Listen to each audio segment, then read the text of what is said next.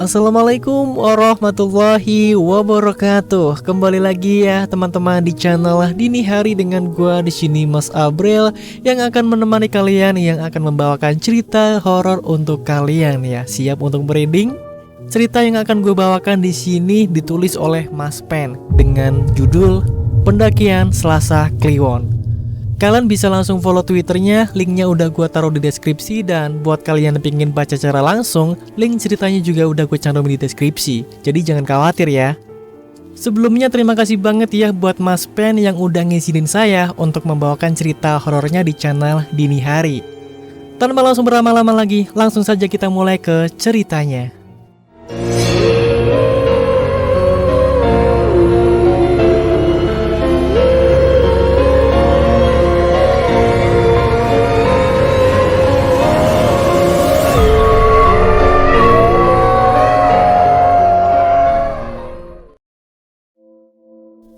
Cerita ini dimulai ketika saya berstatus mahasiswa di suatu kampus di area kota saya. Kampus yang tergolong kurang terkenal di kotaku sendiri. Aku mengambil jurusan teknik.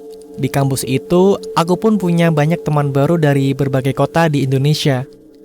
Awal mula kuliah, aku masih sering menghabiskan akhir mingguku ke alam bebas. Mau itu gunung, pantai, atau sekedar ngecamp ceria di lereng gunung. Mulai masuk semester 3, aku mulai jarang melakukan kegiatan-kegiatan yang aku senangi itu. Ya, karena memang sudah mulai padat jam kuliahnya, dan ditambah lagi banyaknya tugas yang diberikan oleh dosen. Malam itu, aku diajak oleh beberapa temanku ke kampus untuk nongkrong. Memang sih, kami sering menghabiskan malam di kampus untuk sekedar nongkrong dan bernyanyi ria.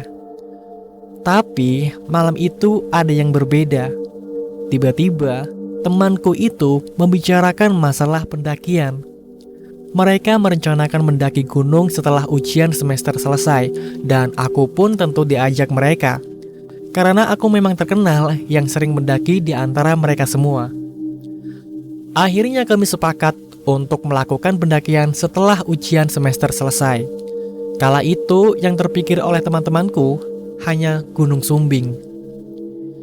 Karena mereka penasaran akan savana gunung itu yang katanya sangat indah. Jalur pendakian Gunung Sumbing yang akan kami ambil yaitu jalur Butuh. Untuk sebagian orang mungkin kurang familiar dengan jalur ini. Jalur ini dulu yang sering dipakai ibuku untuk mendaki Sumbing.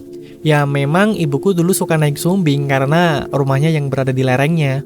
Dan kebiasaan ibuku dulu menular kepadaku dan adikku. Memang tak kupungkiri, menikmati ciptaan yang maha kuasa memang sangatlah nikmat. Entah itu gunung, pantai, hutan, hewan, ataupun kamu yang selalu dalam hatiku walau kau bukan punyaku. Anjay. Balik ke cerita. Selepas ujian selesai, kami langsung berkumpul kembali di tempat yang sama, yaitu kampus tercinta, untuk membahas tentang pendakian kali ini. Ternyata ada tambahan personil yang mau ikut. Dari semester kami ada 7 orang dan semester 5 ada 2 orang cewek. Ah, beban nih ngajak cewek, ucapku dalam hati. Memang aku kurang suka mendaki dengan cewek karena menurutku sering menyusahin aja gitu. Pasti kalau mendaki bareng cewek aku jadi porter dadakan. Ah, melelahkan cuy.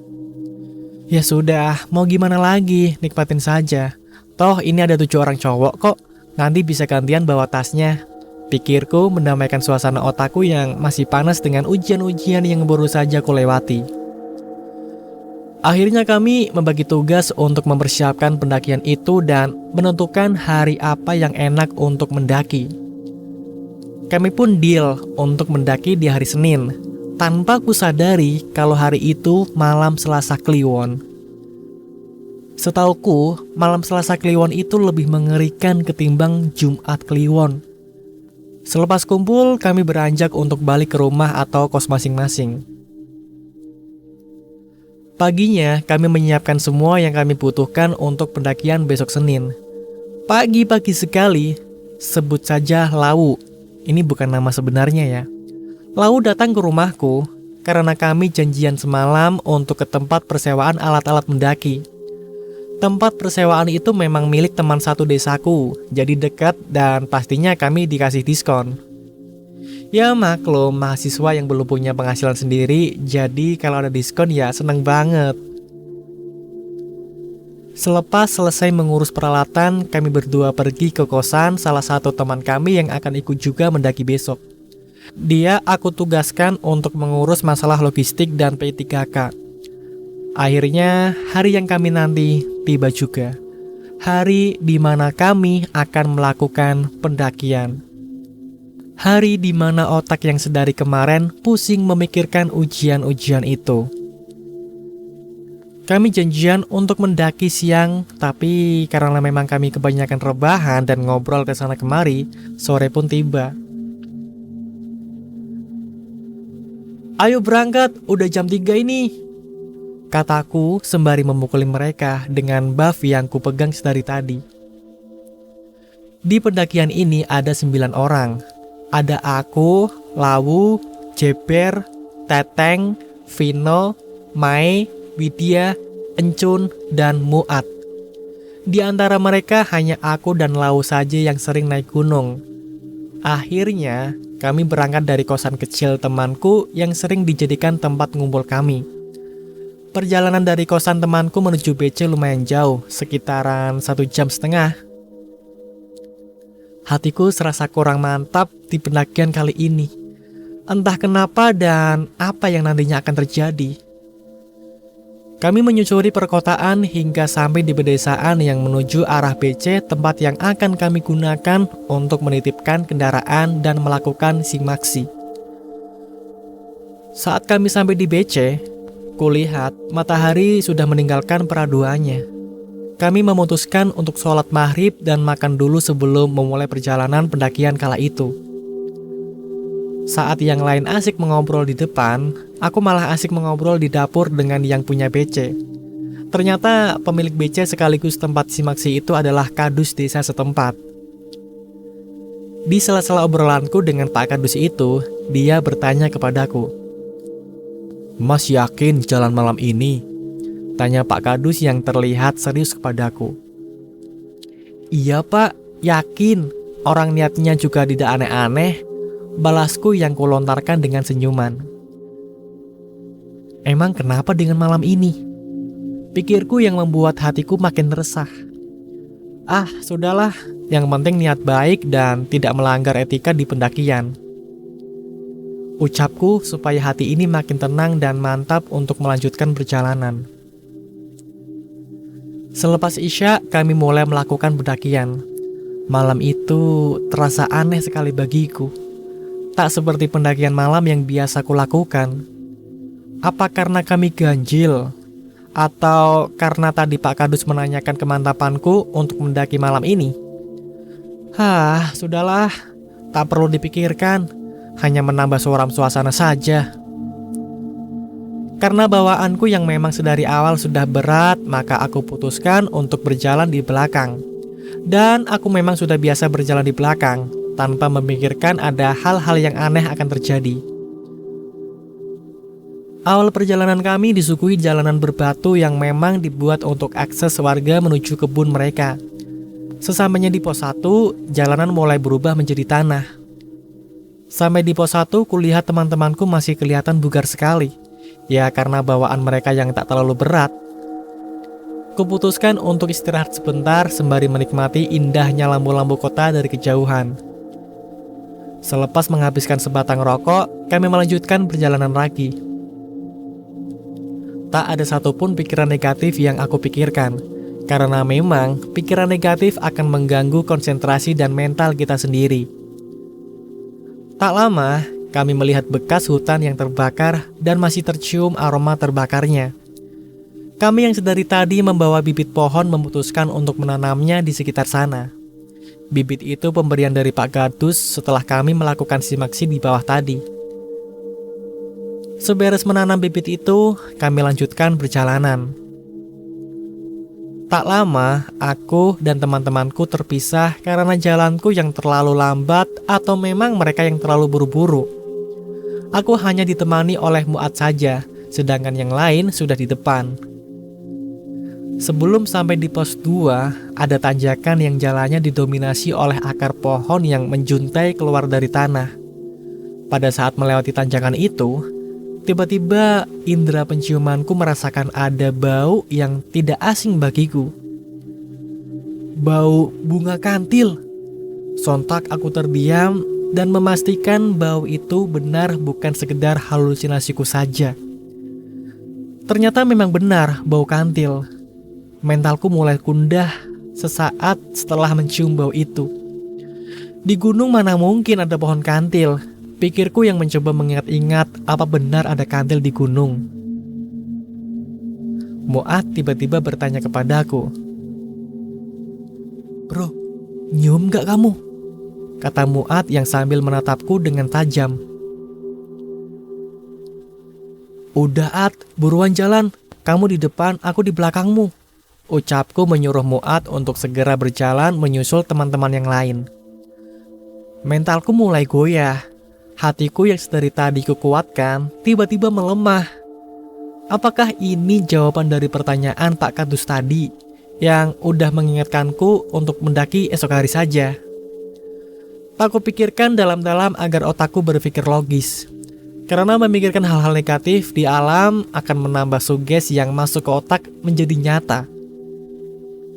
Kembali kukuatkan jiwa dan raga ini untuk terus berpikir positif. Terus kulanjutkan langkahku. Tak lama, kulihat dari kejauhan teman-temanku yang sedang menungguku dan Muat.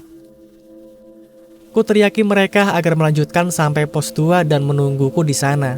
Walaupun sedikit takut, tapi ku beranikan diri ini untuk berjalan berdua di belakang.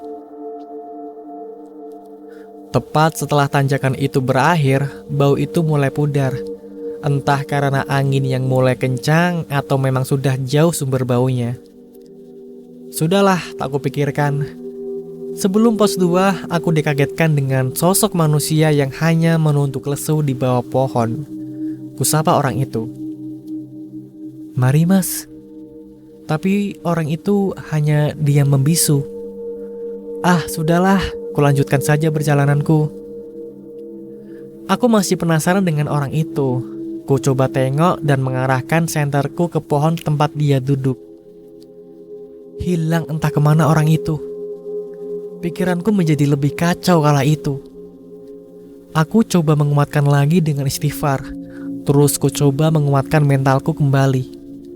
Tak lama kami bertemu rombonganku di pos 2 dan kami memutuskan untuk mendirikan tenda di sana. Di pos 2 ini lahannya sempit, hanya cukup untuk 3 tenda saja. Untung saja kami memang membawa 3 tenda. Sangat lelah kaki ini terasa. Entah karena apa yang baru saja aku alami atau memang karena medan yang begitu menanjak. Kami pun mulai memasak perbekalan kami dan mulai bercengkrama membahas akan summit jam berapa. Aku memutuskan untuk tidak ikut karena memang aku tidak terlalu suka untuk menikmati puncak. Karena menikmati gunung itu bukan sekedar hanya puncak saja. Jam pun menunjukkan pukul 12 pas dan kami mulai masuk ke tenda masing-masing. Aku tidur di tenda tengah yang menghadap langsung ke jalan. Dan tendaku itu pintu luarnya tidak bisa ditutup, hanya bagian dalamnya saja yang bisa ditutup. Dan karena tidak bisa ditutup, tenda di tengah itu bisa melihat langsung jalan di depan tenda. Kupikir kejadian-kejadian tadi itu mungkin halusinasiku saja. Ku coba memejamkan mata ini, namun hanya menutup saja. Pikiranku tak bisa setenang biasanya. Entah kenapa, pikiranku serasa dibuat kacau oleh entah apapun itu. Jam 1 tepat. Aku mendengar suara ayam hutan berkokok. "Suara apa itu bro?" tanya Muat yang ternyata belum tidur. "Oh iya, aku satu tenda dengan Muat dan 2 orang temanku." "Gak tahu aku At, kayaknya si ayam hutan," balasku sembari duduk dan membakar sebatang rokok agar suasana terasa nyaman bagiku. Selepas ayam hutan itu berkokok dengan nyaring di telingaku, tiba-tiba terdengar suara gending Jawa dari kejauhan. Aku mencoba diam dan mendengarkan lebih jelas. Memang benar, tak salah lagi. Itu suara gending Jawa. Ku tengok Muat yang terdiam karena dia juga mendengar suara itu. Dia hanya diam dan menutup telinganya agar tak mendengar suara itu. Ku matikan rokok di tanganku, ku rebahkan badanku kembali, dan ku coba untuk tidur. Mata ini ingin terpejam, tapi otak ini selalu meminta untuk bangun. Entah apa sebenarnya yang terjadi malam ini. Suara yang ku coba tidak dengarkan itu malah makin terasa kencang di telingaku. Ada apa ini? Apa warga di bawah sedang mengadakan acara adat? Pikirku yang memang sudah kacau sedari perjalanan naik tadi. Entah kenapa yang mendengar suara itu hanya aku dan Muat saja. Aku berpikir, apa sebenarnya yang telah aku perbuat hingga aku diganggu sedemikian rupa? Ku hiraukan suara itu. Aku mencoba menenangkan hatiku dengan bacaan-bacaan doa yang aku hafal. Jam 2 tepat, suara itu benar-benar sirna dari pendengaranku. Lega rasanya. Tapi otak ini entah kenapa tetap tidak bisa berhenti memikirkan apa yang baru saja aku alami. Tak lama, aku mendengar suara langkah yang seperti dihentakkan ke tanah. Suara yang dibarengi suara kerincingan. Suara apa lagi nih? Aku mencoba berpikir kalau itu pendaki yang akan lewat. Ku coba tetap berpikir positif walau mental ini sudah lemah dari tadi. Suara langkah itu semakin dekat dan makin mendekat. Hingga suara itu tiba-tiba lenyap seperti diterpa angin yang sedari tadi berhembus sedikit kencang. Apa benar itu pendaki? Apa itu hanya sebuah halusinasiku saja? Sudahlah. Berdoa saja agar kami tak lebih diganggu lagi. Ya, walaupun aku dan Muat saja yang sedari tadi diganggu. Sedangkan teman-temanku yang lain sudah tak bersuara karena tertidur. Suara-suara yang ku dengar barusan memang sudah lenyap, tapi kenapa masih saja kurasakan akan ada sesuatu yang terjadi malam ini? Masih saja kupikirkan apa sebenarnya yang kulakukan kala itu, sampai aku diganggu sebegitu hebatnya. Apa mungkin bukan aku, tapi teman-temanku yang melakukan sesuatu, sampai yang punya rumah tidak senang seperti ini? Sungguh bingung aku memikirkan itu, menambah rusak mentalku ini. Malam itu terasa lama sekali. Malam yang teramat mencekam bagiku ataupun Muat.